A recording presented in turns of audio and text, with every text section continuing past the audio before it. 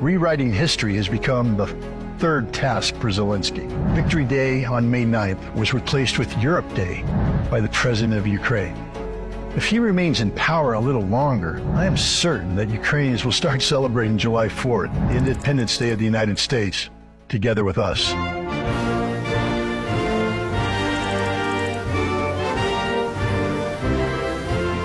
I've witnessed how everything Russian is being canceled in the West with the start of the special operation. Flags, poets, artists, musicians, they've all been banned. I am convinced that this was a planned campaign. The same thing happened in Ukraine, and it became another tool of division. I want to remove Lenin and instead put someone who will be admired by everyone in the country. It's called literary characters. Definitely not politicians. What's stopping you? Bulgakov? Ukrainian? Ukrainian. If you want to rub it into your neighbor, put up Gogol. Gogol, Bulgakov. Under President Zelensky, Bulgakov was officially labeled as Russophobic, and his memorial plaque was removed from the wall of a university in Kyiv. Writer Nikolai Ostrovsky, who apparently came from Ukraine, didn't satisfy him either. Scientist Mikhail Lomonosov, writer Maxim Gorky, and finally, Alexander Pushkin. The great writer was the one who offended Ukrainian authorities the most. But what about freedom of speech and the media? It was precisely this issue that the head of MI6 discussed with Zelensky during their face-to-face meeting in London. There, Zelensky was given task number 4. I personally stand for freedom of speech, and you know that very well. I will never in my life shut down any channels. I don't have the right. I don't have the authority. Just a year and a half later, with full belief in the circumstances presented, following the teachings of Stanislavski, he made the following statement. This trio of channels contain talking armies that deceived and brainwashed you very professionally. On February 3rd, 2021, 3 Ukrainian television channels, ZIK, News 1, and 112 Ukraine, were shut down. The decision was made by the National Security and Defense Council under Zelensky's order, of course. There is currently no threat to freedom of speech or media business in Ukraine. I will repeat those words. There is no threat to freedom of speech. This was said on the day when 3 television channels were shut down. A year later, Zelensky fulfilled another obligation. Let's call it task number 5. He banned the opposition. Certain political parties' activities are suspended at the time of martial law. On March 20th, 2022, the National Security and Defense Council of Ukraine, under Zelensky's orders, banned 11 opposition parties.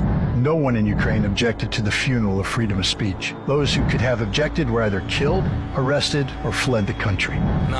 We were told that under Zelensky, dollar would cost 45. There would be chaos in Ukraine, there would be war. But none of this happened.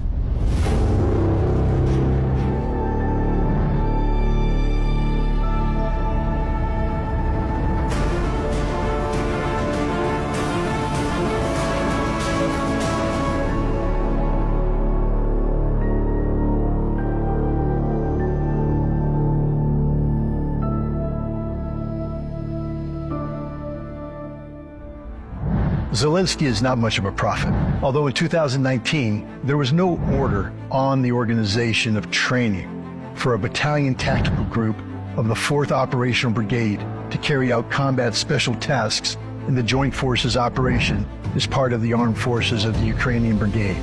This is a secret document confirming Ukraine's preparation for an attack on Donbass in March 2022. Evidence can be found in other documents as well, including the new military strategy approved by Zelensky after the meeting at MI6, which we discussed in the first episode. We see words from Oxford Dictionary and a term existential threat, never used before. Also, for the first time ever, we see in this document the use of population as a human shield. The document stated that Ukraine should prepare for active offensive actions to liberate Donbass. It was clear that the war till the last Ukrainian was being planned. As you can see, the provocation was successful. Russia struck a few days earlier than Ukraine, and Zelensky was taken aback and frightened. On my way from the Kremlin, I called Zelensky and said, "Listen, I just came from a meeting. Putin has no intention of killing you." Zelensky asked, "Are you sure?" I replied, 100% sure. 2 hours later, Zelensky returned to his office and recorded a video saying, "I'm not afraid. Everyone's in place. We're all working." The president doesn't leave Kyiv and stays with the people. What an artist dies. Perhaps he'll finally be awarded with an Oscar. After all, he tries his best, especially in this video. This is where I live. Is this the president's bed? Were you here on the 24th? I was. Well, we also went down to the bomb shelter. Looking at a tiny room, one can't help but sympathize with the president. This poor guy lives and works in purely Spartan conditions. So this is where I live. Well, could you say this is your home? It's my home. I've lived here for a year. I almost believed it. Alas, the head of Ukraine lied. Again. There is a well-equipped bomb shelter on Bankova Street. It was built during the Soviet era when the Soviet Union faced a real nuclear threat. These are long-term facilities that allowed every member of the apparatus to function, not just one individual. So there are no small rooms there, of course. Well, anything can be staged. But who cares about the truth when everyone is watching the tragic comedy starring Zelensky? The first thing his PR team did after February 24, 2022 was a new image, the military style, as if the president had just returned from the front lines. The unshaven look, the sunken face due to sleepless nights of hard work. However, narcologists would argue all the signs of cocaine abuse are evident. Constant nose sniffing and inappropriate reaction. Speech is solely from the prompter. But British specialists took precautions and even created a hologram of the Ukrainian president.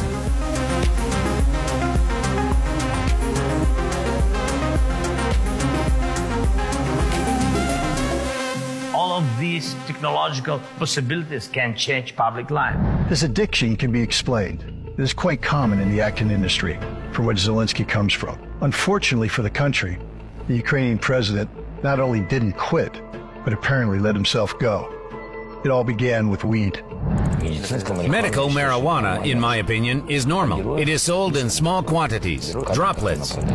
In 2020, Zelensky proposed legalizing cannabis in the country. At that time, his suggestion didn't go any further. However, everything changed when the war began.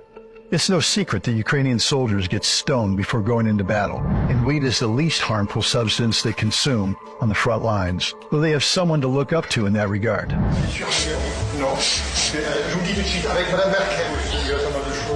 This is very pleasing to American and British intelligence agencies.